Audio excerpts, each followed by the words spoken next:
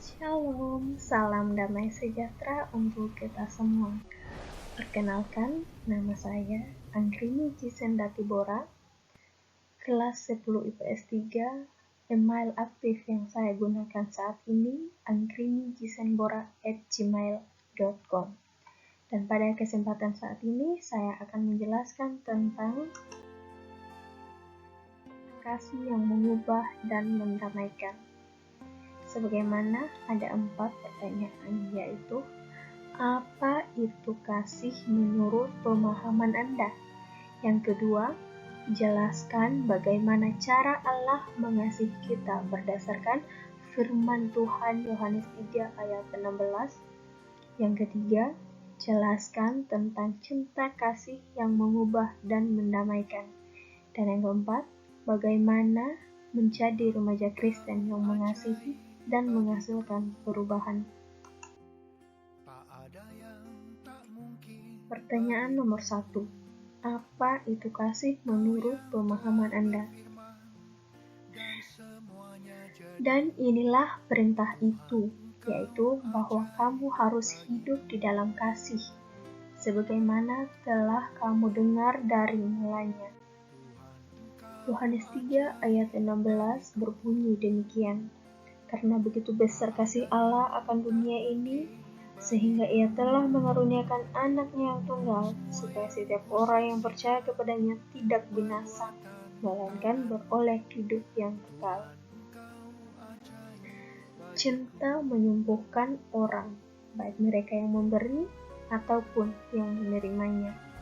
Sebagaimana disebutkan dalam Alkitab, ada 4 definisi kasih cinta yang perlu kita tahu, yaitu: pertama, kasih adalah perintah. Tuhan memerintah kita supaya kita saling mengasihi.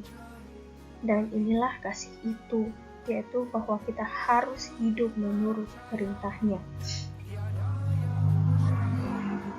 Kita mungkin tidak akan selalu bisa mengontrol emosi kita, dan Tuhan pun tak mungkin selalu memerintah kita untuk melakukan segala sesuatunya.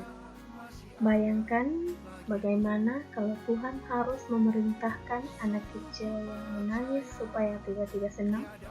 Katanya, aku perintahkan kau senang.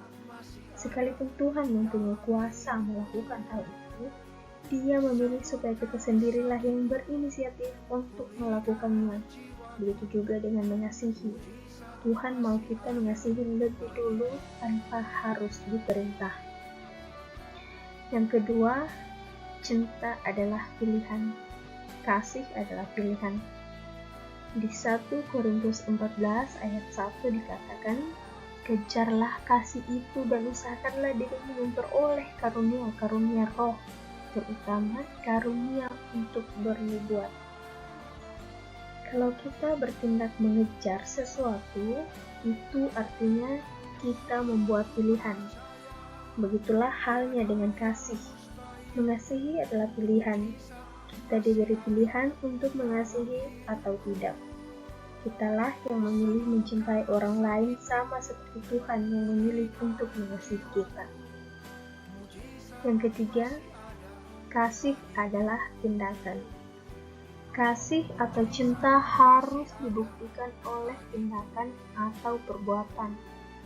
Kalau kita berkata, anak-anakku, marilah kita mengasihi bukan dengan perkataan atau dengan lidah, tetapi dengan perbuatan dan dalam kebenaran. 2 Yohanes 3 ayat 18.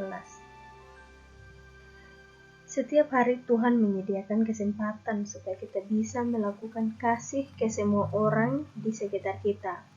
Hanya saja, kitalah yang selalu abai dan terlalu sibuk dengan diri kita sendiri. Apakah kita pernah berpikir setidaknya lebih dulu menanyakan kabar ke orang lain? Pernahkah kita tergerak pengen menyapa seseorang terlebih dahulu? Atau pengen membantu orang lain pada saat mereka kesulitan tanpa memikir mendapatkan pamrih? Ada banyak dari kita yang melewatkan kesempatan itu karena kita terlalu egois. Dan yang keempat, kasih adalah komitmen. Alkitab mengatakan dalam 1 Yohanes 4 ayat 16b bahwa Allah adalah kasih, dan barang siapa tetap berada di dalam kasih, ia tetap berada di dalam Allah, dan Allah di dalam Dia. Hubungan kita dengan Tuhan sangat dipengaruhi oleh hubungan kita dengan orang lain.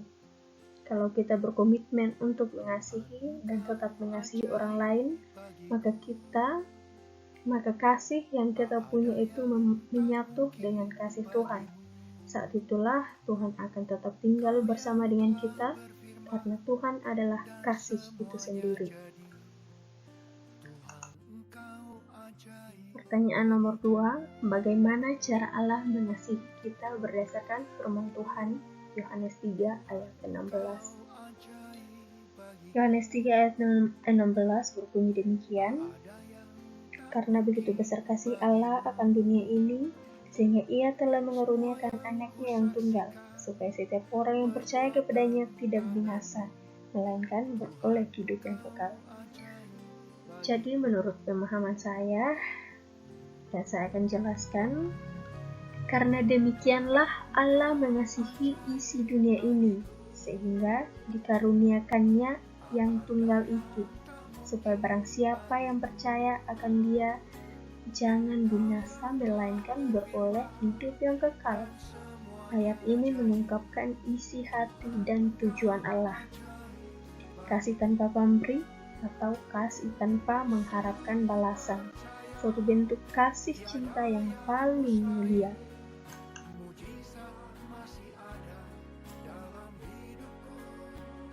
Ya, kita lanjut ke pertanyaan yang berikutnya, yaitu jelaskan tentang cinta kasih yang mengubah dan mendamaikan. Karena Tuhan memberi ajaran kepada yang dikasihinya, seperti seorang ayah kepada anak yang disayangi. Cinta kasih yang mengubah dan mendamaikan adalah kasih setia atau luka yang pernah ada namun tidak pernah diabadikan. Sebagai contoh, melupakan perbuatan keji yang pernah seseorang lakukan terhadap kita dan memadamkan api dendam yang pernah ada dengan cara memaafkan dan melupakan perbuatan sang seseorang tersebut, dan menciptakan hubungan yang baik dan sesuai dengan apa yang dikehendaki Allah.